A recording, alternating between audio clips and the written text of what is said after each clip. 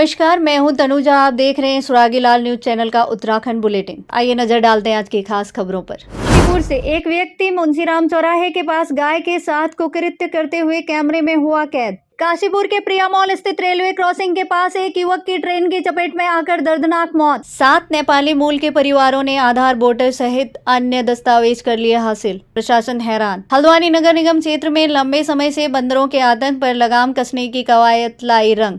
अतिक्रमण में नोटिस को लेकर निस्तारण प्रक्रिया शुरू। पंचायत चुनाव प्रथम चरण का मतदान शांतिपूर्ण संपन्न। बैलेट बॉक्स स्ट्रांग रूम में सुरक्षित रखने की प्रक्रिया जारी। उत्तराखंड खेल विश्वविद्यालय की दिशा में सरकार ने उठाया बड़ा कदम। वाहन की चपेट में आने से कुचले बुजुर्ग के पैर। रात भर सड़क पर पड़ा रहा घायल अवस्था में बुजुर्ग। सीएम ने प्रधानमंत्री नरेंद्र सिंह मोदी को भारत के इतिहास में प्रधानमंत्री के रूप में दूसरा सबसे लंबा कार्यकाल पूर्ण करने पर दी। अब खबरें विस्तार से। आज काशीपुर में एक मामला सुबह से ही तूल पकड़ रहा है, जिसमें मुंशीराम चौराहे के पास एक गाय के साथ कुकृत्य करता हुआ व्यक्ति सीसीटीवी कैमरे में हुआ कैद। इसके बाद बलदेव फाउंडेशन गौरक्षक दल के लोग काशीपुर कोतवाली पहुंचे, जहां उनके द्वारा उक्त मामले में तहरीर सौंपी गई, जिसके बाद पुलिस द्वारा मामले में मुकदमा दर्ज कर लिया गया और युवक की तलाश शुरू कर दी गई। वहीं इस घटना को लेकर समस्त हिंदू संगठनों में रोष, जिसके बाद बजरंग दल, विश्व हिंदू परिषद, गगन कंबोज, यशपाल राजहंस समेत तमाम लोग काशीपुर कोतवाली पहुंचे और युवक की गिरफ्तारी की मांग की।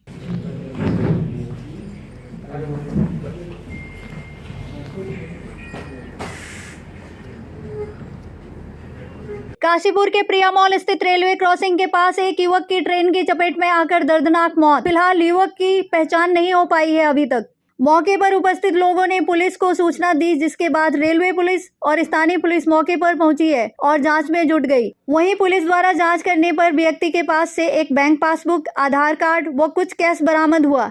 व्यक्ति के आधार कार्ड के अनुसार स्थायी निवासी चंपावत का बताया जा रहा है। मुख्यमंत्री पुष्कर सिंह धामी के निर्देश पर पूरे प्रदेश में अतिक्रमण हटाओ अभियान के साथ साथ सत्यापन अभियान भी चलाया जा रहा है। इसी के तहत अतिक्रमण हटाओ सत्यापन कार्रवाई के दौरान प्रशासन को नेपाली मूल के 7 परिवार मिले, जिन्होंने उत्तराखंड के हल्द्वानी में अपना राशन कार्ड, आधार कार्ड, पहचान पत्र के साथ साथ आयुष्मान कार्ड के अलावा अन्य कई दस्तावेज बनवा लिए हैं। फिलहाल पूरे मामले की जांच जिला प्रशासन द्वारा शुरू कर दी गई है। सिटी मजिस्ट्रेट गोपाल चौहान ने बताया कि रेलवे और जिला अधिकारी के निर्देश पर हल्द्वानी के बनभूलपुरा क्षेत्र के रेलवे लाइन किनारे अतिक्रमण हटाओ अभियान के दौरान सत्यापन कार्रवाई चल रही थी।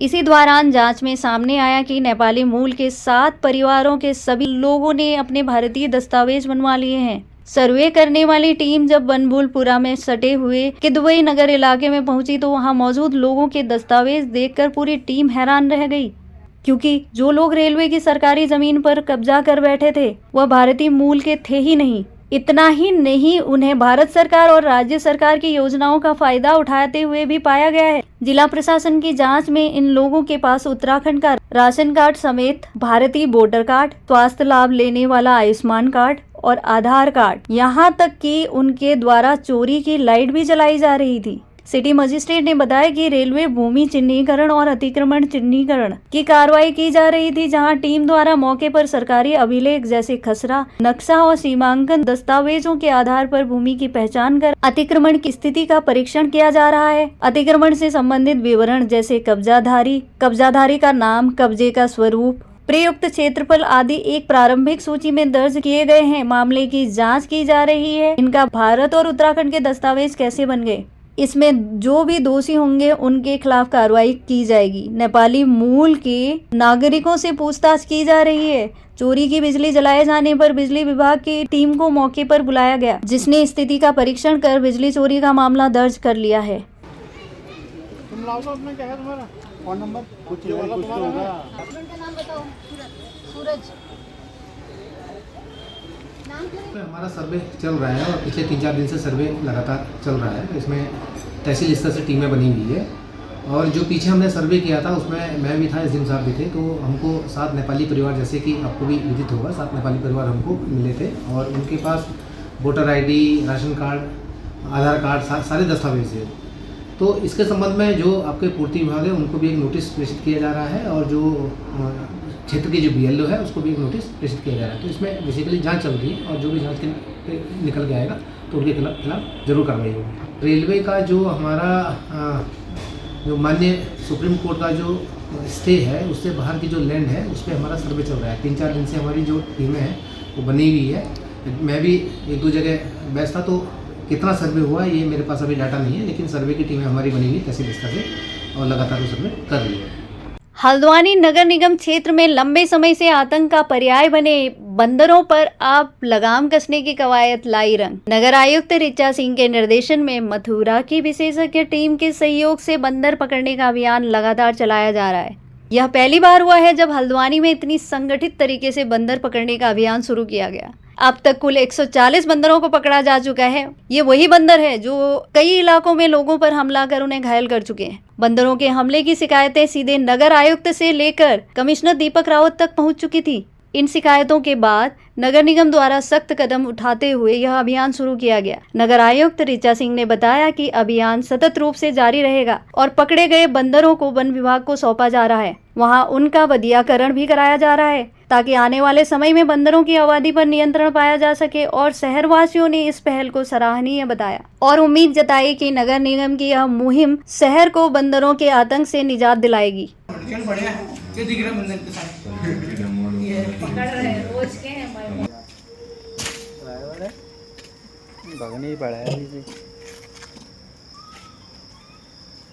उसे जहाँ जहाँ सूचना प्राप्त हुई है, सबसे पहले पॉलीशीट से सूचना प्राप्त हुई थी कि वहाँ पर कुछ काटने वाले जो बंदर हो गए थे, बार बार लोगों को काट रहे थे, बुजुर्ग पर भी हमला किया था। उसके बाद वन विभाग से कांटेक्ट किया गया।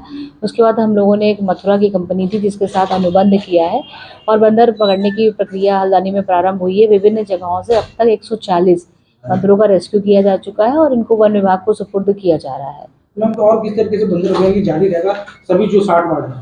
देखिए, जहाँ जहाँ से अब तक सूचना प्राप्त हुई, क्योंकि सभी लोगों को पता है कि इस समय टीम बाहर से आई हुई है, तो जो लोग इसमें सूचना दे रहे हैं तत्काल उस एरिया में टीम को भेजा जा रहा है और वो पिंजरा लगाकर अब तक जो 140 बंदर इन्होंने पकड़े हैं वो उन एरिया से हैं जो सार्वजनिक, जैसे हमारे स्कूल हो गया, रेलवे स्टेशन हो गया, इन सब जगहों से पकड़े हैं जो एक आम पब्लिक को नुकसान पहुँचा रहे थे। कहाँ को भेज रहे हैं? उनको हम फॉरेस्ट के वन विभाग के सुपुर्द कर रहे हैं और वो उसका उसमें पदयाकरण भी कर रहे हैं जिससे कि इनकी संख्या को भी नियंत्रित किया जा सके। हल्द्वानी में देवलखड़ी नाले के किनारे निवास कर रहे आवास विकास कॉलोनी के लोगों को प्रशासन द्वारा दिए गए नोटिसों के विरोध में उठी आपत्तियों पर आज हल्द्वानी तहसील में सुनवाई की गई। इस दौरान कई लोगों ने अपने आवंटन से जुड़े दस्तावेज प्रस्तुत किए, जिससे यह स्पष्ट हुआ कि जिन जमीनों पर उनका आवास है वे आवास विकास परिषद द्वारा वैध रूप से आवंटित की गई है और नाले की जमीन में नहीं आती है। सुनवाई के बाद प्रशासन ने 14 नोटिस निरस्त कर दिए हैं, जबकि शेष मामलों पर दस्तावेजों के सत्यापन और 14 मिलान की प्रक्रिया जारी है। मेयर गजराज सिंह बिष्ट ने कहा, मामले की गंभीरता को देखते हुए प्रशासन को भी सभी पहलुओं पर विचार करना चाहिए। किसी को अनावश्यक रूप से नोटिस देकर या मकान पर लाल निशान लगाकर परेशान ना किया जाए। जब तक दस्तावेजों की पूरी पुष्टि नहीं हो जाती तब तक किसी के खिलाफ कोई कार्रवाई ना हो। उन्होंने यह भी कहा, जनता को डराने की जरूरत नहीं है और नगर निगम उनके साथ है। वहीं उप जिलाधिकारी ने कहा कि सर्वे किया जा रहा है, दस्तावेजों की जांच की जा रही है, इसके बाद ही अतिक्रमण को लेकर आगे की कार्रवाई होगी। अध्यक्ष जी के कथनानुसार डीएम सामने का 4 विकल्प है। हम ये पूछना चाह रहे हैं कि पहले प्रारंभिक सर्वे किया गया था। प्रारंभिक सर्वे के बाद जिन लोगों के अतिक्रमण चिन्हित हुए थे उन लोगों को नोटिस दिया गया। नोटिस देने के बाद कई व्यक्तियों द्वारा आपत्तियां की गई कि हमें नोटिस, हमारी जो सर्वे हुआ है और जो सीमांकन हुआ उनकी उपस्थिति में नहीं हुआ है। उसी क्रम में फिर चरणबद्ध तरीके से प्रक्रिया अपनाई गई थी, इसमें कि पहले चरण में उनकी आपत्तियों के लिए हमने कैंप लगाए, विभिन्न स्थानों पर कैंप लगा के आपत्तियां प्राप्त की गई। प्राप्त आपत्तियों के क्रम में पुनः स्थलीय सर्वेक्षण किया गया, दोबारा रिसर्वे करवाया गया। उसके बाद उनकी आपत्तियों की सुनवाई प्रारंभ की गई। आपत्ति की सुनवाई के दौरान कई व्यक्तियों द्वारा अपने वैध अभिलेख दिखाए गए। कई व्यक्तियों के पुनः जब सर्वे किया गया तो उनका अतिक्रमण क्षेत्र से वो बाहर होना पाया गया। ऐसे सभी अतिक्रमण जो अतिक्रमण क्षेत्र से बाहर रीसर्वे में पाए गए उनके नोटिस समाप्त किए गए। इसके अलावा ऐसे व्यक्ति जिनके पास वैध दस्तावेज थे उनके दस्तावेजों की जांच करने के बाद उनके नोटिस समाप्त किए गए हैं। अभी तक 14 जो नोटिस हमारे समाप्त किए गए हैं, शेष नोटिसों पर अभी सुनवाई गतिमान है। उसमें नोटिस देने के बाद सुनवाई की गई है, रीसर्वे किया गया। रीसर्वे में जो अतिक्रमण चिन्हित हुआ है उस पर निशानदेही की गई है। जो अतिक्रमण के भाग से छूट गया है रीसर्वे में उनके नोटिस समाप्त किए गए।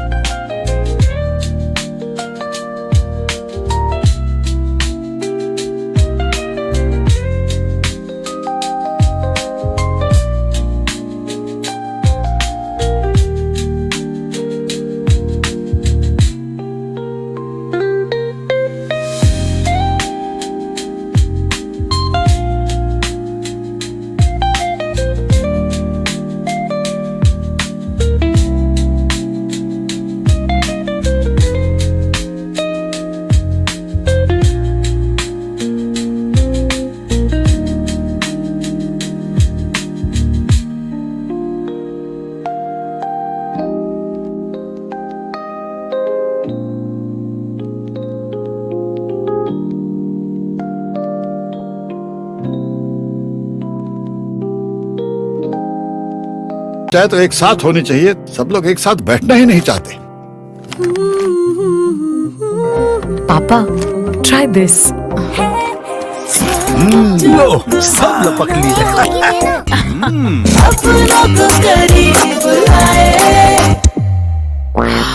ये क्या हाल कर दिया है रूम का? बस कल से चाय। कल से चाय मेरे रूम में।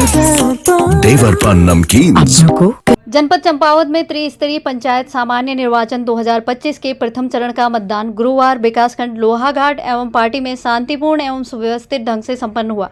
मतदान के समापन के बाद पोलिंग पार्टियां सुरक्षित रूप से अपने अपने विकासखंडों में स्थित कलेक्शन सेंटरों पर पहुंच रही है। पार्टी विकासखंड में मौलनाजाक देवीधुरा न्याय पंचायत से सबसे पहले पोलिंग पार्टी वापस पहुंची। लोहाघाट विकासखंड में कनेरी से पहली पोलिंग पार्टी कलेक्शन सेंटर पर पहुंची। अन्य पोलिंग पार्टियां धीरे धीरे लौट रही हैं। सभी मतदान दलों द्वारा बैलेट बॉक्स और अन्य निर्वाचन सामग्री कलेक्शन सेंटरों पर जमा की जा रही है। इन बैलेट बॉक्सों को सुरक्षा के मानकों के अनुरूप स्ट्रांग रूम में रखा जा रहा है और सील किया जा रहा है। लोहाघाट में निर्वाचन प्रेक्षक त्रिलोक सिंह मरतोलिया, जिलाधिकारी एवं जिला निर्वाचन अधिकारी पंचायत मनीष कुमार तथा मुख्य विकास अधिकारी डॉक्टर GS खाती की उपस्थिति में स्ट्रांग रूम में बैलेट बॉक्स रखे जा रहे हैं और इन्हें सील किया जा रहा है। जिलाधिकारी मनीष कुमार ने जानकारी दी कि यह सील किए गए बैलेट बॉक्स केवल मतगणना के दिन ही खोले जाएंगे। उन्होंने शांतिपूर्ण निर्वाचन प्रक्रिया को सफल बनाने में सहयोग देने के लिए मतदाताओं, मतदान कर्मियों और सुरक्षा बलों तथा मीडिया प्रतिनिधियों का आभार प्रकट किया।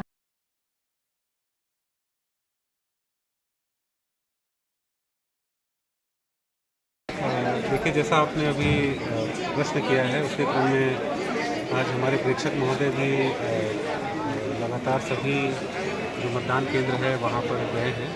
पार्टी और हमारे लोहाघाट दोनों क्षेत्रों में सकुशल निर्वाचन संपन्न हो गया है और हमारा मतदान प्रतिशत भी उत्साहजनक रहा। 65% के आसपास हमारे यहाँ जो है वोटिंग हुई है और सबसे अच्छी बात ये रही कि हमारे जितने भी निर्वाचन कर्मी हैं वो सभी समय से अपने केंद्र पर आ रहे हैं। उनको ससमय उनके यहाँ से रिलीव भी किया जा रहा है। भोजन की व्यवस्थाएँ भी उनकी देखी गई हैं और ऐसी कोई प्रतिकूल घटना हम लोग के संज्ञान में नहीं है। तो काफ़ी शांतिपूर्वक और जो एक उल्लास का माहौल रहता है चुनाव में, उसके साथ एक बहुत ही अच्छा चुनाव यहाँ पे संपन्न हो गया है। अब आगे के लिए जो दो हमारे ब्लॉक बचे हैं जिसमें हमारा चंपावत है और बाराकोट है, उसकी तैयारी हम लोग आगे के लिए करेंगे। फिलहाल के लिए आज का चुनाव जो है शांतिपूर्वक और एक निष्पक्ष चुनाव और शांतिपूर्ण सभी के सहयोग से संपन्न हो रहा है। तो आज की जो कार्रवाई है वो यही है। आज प्रथम फेज में जो लोहाघाट और पार्टी में चुनाव होना था तो यहाँ पर शांतिपूर्ण चुनाव संपन्न हो गया है। मेरे द्वारा भी लोहाघाट और पार्टी के कई बूथों का निरीक्षण किया गया जो अति संवेदनशील है और जिला प्रशासन DM साहब और SSP और अन्य CDO साहब और ADM साहब हम लोगों द्वारा भी विजिट किया गया। कहीं पर भी ऐसी कोई शिकायत अभी तक प्राप्त नहीं हुई है जिससे कहीं पर मतदान में व्यवधान हुआ हो। और अभी मतदान संपन्न होने के बाद पोलिंग पार्टियां भी अपने रिसीविंग सेंटर पर जो है पहुंच रही हैं। मतदान शांतिपूर्ण संपन्न रहा है और किसी प्रकार का भी कोई विवाद या इस टाइप की शिकायत प्राप्त नहीं हुई है। ये प्रथम चरण के चुनाव में पूरी हो चुका है। इसमें हमारे जनपद के दो विकासखंड थे, पार्टी और लोहा।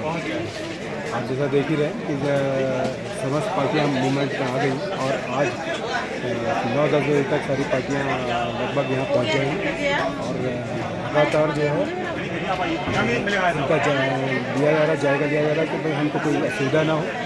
उनके खाने पीने की व्यवस्था की गई है और किसी भी तरह से उनको किसी परेशानी का सामना न करना पड़े उसकी व्यवस्था आप देखें। यहाँ पर बढ़िया तरीके से हम लोग जिलाधिकारी महोदय और ADM साहब प्रेक्षक उनकी उपस्थिति में सब काम कर रहे हैं और मेरे को बड़ा हर्ष है कि कोई भी अप्रिय घटना यहाँ पर क्षेत्र में नहीं हुई है और लोगों का उत्साह बना हुआ था। दिन जितने भी बूथों में मैंने देखा तो अच्छी भीड़ थी और इसी का जो है मतदान प्रतिशत भी काफ़ी अच्छा रहा है हमारा। द्वितीय चरण जो है अब उसकी तैयारी होगी, वो जो है चंपावत और बाराकोट। उत्तराखंड खेल विश्वविद्यालय को मिला पहला कुलपति और कुलसचिव। प्रदेश सरकार ने 3 प्रमुख पदों पर की अस्थायी नियुक्ति। अमित सिन्हा बनाए गए कुलपति, आशीष चौहान बने कुल सचिव BN पांडे को सौंपी गई वित्त नियंत्रक की जिम्मेदारी। 29 अगस्त को राष्ट्रीय खेल दिवस के अवसर पर होगा विश्वविद्यालय का शिलान्यास। यह खबर है लोहाघाट चंपावत से। गुरुवार देर रात 8 से 9 बजे के बीच लोहाघाट मुमलाई सड़क में पिकअप वाहन ने 63 वर्षीय बुजुर्ग पीताम्बर राम पुत्र लच्छी राम निवासी कोयाटी को कुचल दिया। दुर्घटना में पीताम्बर राम के दोनों पैर बुरी तरह कुचल गए। गंभीर हालत में बुजुर्ग पूरी रात सड़क पर पड़ा रहा। जब आज सुबह सूचना परिजनों को दी गई, पीताम्बर राम को सड़क से उठाकर लोहाघाट उप जिला चिकित्सालय लाया गया, जहां डॉक्टर दीक्षा द्वारा बुजुर्ग का प्राथमिक उपचार किया गया। डॉक्टर दीक्षा ने बताया बुजुर्ग के दोनों पैर पूरी तरह कुचल चुके हैं तथा साथ ही उनके हाथों में भी चोटें आई हैं। उनकी गंभीर हालत देखते हुए जिला चिकित्सालय चंपावत रेफर किया गया। वहीं दुर्घटना में घायल बुजुर्ग ने अपने ही गाँव के वाहन चालक पर उन्हें कुचलने का आरोप लगाया। उन्होंने बताया कि घर जाने के दौरान वह सड़क किनारे बैठे हुए थे। वहीं उनके गाँव का वाहन गाँव की ओर जा रहा था। उनके द्वारा वाहन को हाथ दिया गया। वाहन चालक द्वारा वाहन बैक करने के दौरान उनके ऊपर चढ़ा दिया गया और मौके से फरार हो गया। वहीं वाहन चालक प्रकाश सिंह द्वारा घटना से इनकार किया जा रहा है। अस्पताल प्रबंधन के द्वारा लोहाघाट पुलिस को सूचना दी गई। अब पुलिस जांच के बाद ही घटना की हकीकत सामने आएगी। इस घटना के लिए कौन जिम्मेदार है? फिलहाल परिजन बुजुर्ग को गंभीर हालत में 108 के जरिए जिला चिकित्सालय चंपावत ले गए। बैठे थे आप? मैं रोड से किनारे बैठे, मैंने हाथ दिया, वो आगे चले गया था। हाँ। बैक कर ली, वो पीछे आया। उनको बैठाने के लिए बैक करके लाया। पैर में ही हाँ। पैर दबा गया। अच्छा, मैंने कहा दबा दिया, दबा दिया। हाँ। फिर वो तथ्य बना। अच्छा, भाग गया फिर? अच्छा, कल कितने बजे की घटना थी? रात की है? 8 से 9 बजे के बीच में। अच्छा, 8 से 9 बजे की। ओ बाबा हो, कहाँ लगी है चोट आपकी? ये पैर देखो, ये हाथ देखो। मैं तो कह रहा था ख़त्म हो गया। हाँ। ख़त्म ही हो जाता तो अच्छा था। अब क्या करूँ?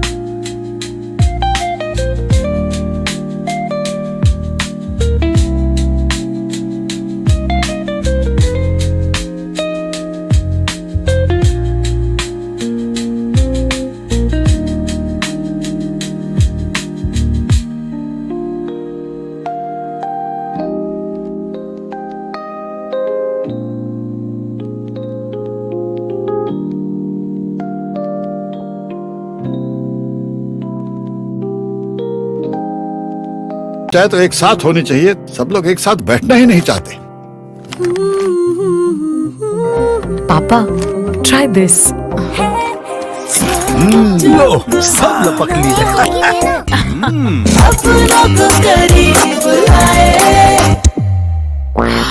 ये क्या हाल कर दिया है रूम का? बस कल से चाय। कल से चाय मेरे रूम में। देवर पान नमकीन। अपनों को मुख्यमंत्री पुष्कर सिंह धामी ने प्रधानमंत्री नरेंद्र मोदी को भारत के इतिहास में प्रधानमंत्री के रूप में दूसरा सबसे लंबा कार्यकाल पूर्ण करने के लिए प्रदेशवासियों की ओर से शुभकामनाएं दी। मुख्यमंत्री ने कहा कि नरेंद्र मोदी के नेतृत्व में देश तेजी से बढ़ रहा है और विश्व मंच पर भारत की अलग पहचान बना रहा है। उन्होंने कहा कि प्रधानमंत्री ने अंत्योदय के सिद्धांत पर काम करते हुए समाज के अंतिम व्यक्ति तक विकास की धारा पहुंचाई है। मुख्यमंत्री नरेंद्र मोदी को नए भारत का निर्माता बताया और कहा, देश आज हर क्षेत्र में नवाचार के साथ आगे बढ़ रहा है। साइंस, टेक्नोलॉजी और इनोवेशन के क्षेत्र में कई ऐतिहासिक निर्णय लिए जा चुके हैं। मुख्यमंत्री ने कहा कि प्रधानमंत्री ने 2047 तक भारत को विकसित राष्ट्र बनाने का संकल्प लिया है और यह भारतवासियों के लिए गौरव की बात है कि हमें उनका नेतृत्व प्राप्त है। मुख्यमंत्री ने भगवान बद्री विशाल और बाबा केदार से प्रधानमंत्री नरेंद्र मोदी के उत्तम स्वास्थ्य और दीर्घायु की कामना की। आज़ाद भारत के इतिहास में प्रधानमंत्री के रूप में दूसरा सबसे लंबा कार्यकाल पूरा करने वाले आदरणीय प्रधानमंत्री श्री नरेंद्र मोदी जी को, जो जन गण मन के नायक हैं, उनको मैं देवभूमि उत्तराखंड की जनता की ओर से बहुत बधाई देता हूं, शुभकामनाएं देता हूं। उनके नेतृत्व में आज देश तेज़ी से आगे बढ़ रहा है। विश्व के अंदर भारत की एक अलग पहचान विकसित हो रही है। अंत्योदय को सिद्धांत को लेकर अंतिम छोर में खड़े हुए व्यक्ति तक विकास की धारा पहुंचाने का काम हुआ है। भारत को पुनः विश्व गुरु के रूप में स्थापित करने के लिए उन्होंने जो परिश्रम किया है, परिश्रम की पराकाष्ठा की है, आज पूरे देश के अंदर और दुनिया के अंदर यह दिखाई दे रहा है। और मैं उनको नए भारत का निर्माता कहूँ तो ये कोई अतिशयोक्ति नहीं होगी। जिस प्रकार से हर क्षेत्र में नई नई योजनाओं के माध्यम से, नवाचार के माध्यम से, साइंस एंड टेक्नोलॉजी के क्षेत्र में हो या इनोवेशन के क्षेत्र में हो या नए ऐतिहासिक निर्णय लेने हों, सभी में एक नया कीर्तिमान स्थापित हुआ है। और विकसित भारत के सूत्र को भारत और दुनिया के सामने, और दुनिया के सामने भारत का लक्ष्य तय करके कि 2047 तक विकसित भारत बनेगा, सच में ये हम सब का सौभाग्य है, भारतवासियों का सौभाग्य है कि उनका नेतृत्व आज देश को प्राप्त हो रहा है। मैं भगवान से प्रार्थना करता हूँ, भगवान बद्री विशाल से, बाबा केदार से, उत्तराखंड के सभी देवी देवताओं की तरफ से कि वो स्वस्थ रहें, दीर्घायु हों और दीर्घ काल तक उनका नेतृत्व देश को प्राप्त हो।